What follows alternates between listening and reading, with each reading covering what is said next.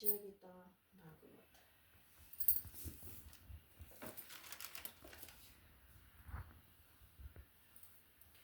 मैत्रेय ने विदुर जी से कहा, जिस समय सती ने अपना तन त्याग किया और महादेव के गण उस सभा से निकाले गए, उसी समय नारद मुनि यह सब हाल देखकर शिव जी के पास कैलाश पर्वत पर पहुँचे। शिव शंकर ने नारद मुनि को देखकर दंडवत करके बड़े आदर से बैठाकर पूछा, कहो मुनिनाथ, कहाँ से आते हो? नारद जी बोले, हे भगवान, आपको यह मालूम है या नहीं कि आज सती ने दक्ष प्रजापति के यज्ञ में आपकी निंदा सुनकर अपना तन छोड़ दिया और भृगु ऋषि के मंत्र पढ़ने से आपके गण भी अपमानित होकर उस सभा से निकल गई।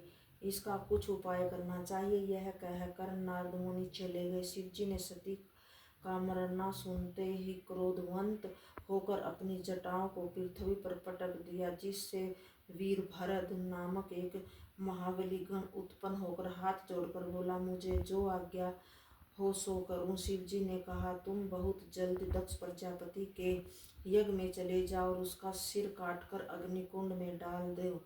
जो लोग उस सभा में बैठे उन्हें वहां से बाहर निकाल दो। यह वचन सुनते ही वीरभद्र, जिसका शरीर पहाड़ के समान था, त्रिशूल लेकर भूत प्रेत की सेना के साथ वहां चला और क्षण भर में यज्ञशाला में पहुंचा।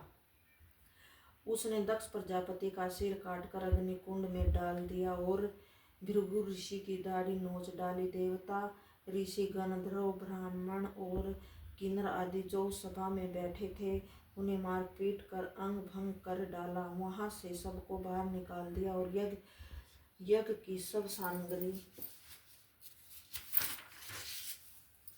फेंक दी। दक्ष के सिर कटने पर जो लोग वहां न्योता लेकर आए थे, वे सब दुखित होकर भागे और आपस में कहने लगे कि महामूर्ख दक्ष ने महादेवी का, जो सब देवताओं में श्रेष्ठ है, जैसे अपमान किया था, वैसा फल उसे मिला। वीरभद्र ने यज्ञ का विध्वंस करके शिवजी के सती का मृत्यु समझकर अपना क्रोध शांत किया। अंतर्यामी विष्णु भगवान और ब्रह्मा जी पहले से यज्ञ विध्वंस होने का हाल जानकर वहां नहीं गए। जय गीता भागवत।